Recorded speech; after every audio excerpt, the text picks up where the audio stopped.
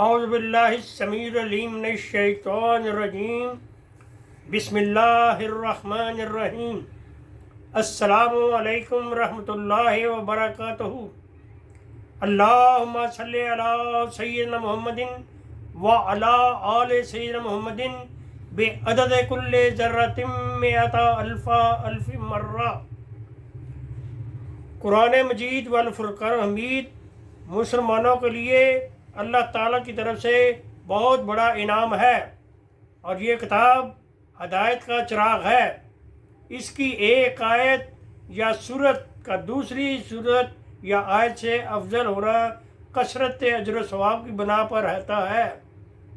یہ علمی اصول ذہن نشین کر لیا جائے کہ جب یہ بیان کیا جاتا ہے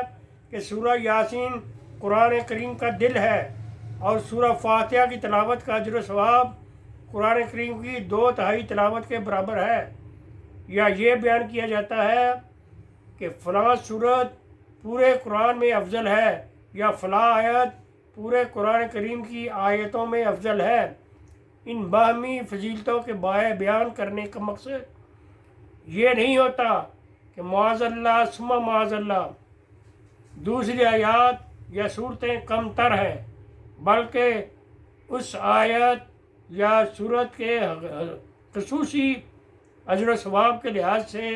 نمایاں فضیلت کا اظہار کرنا مقصود ہوتا ہے کہ فلاں آیت یا سورت کثرت سے اجر و ثواب سے بہت اجر و ثواب میں بہت بلند و بالا ہے، لہذا صورتوں کے فضائل کے بارے میں اس غلط فہمی کا ازالہ ہے۔ وآخر دعوانا ان الحمد للہ رب العالمین۔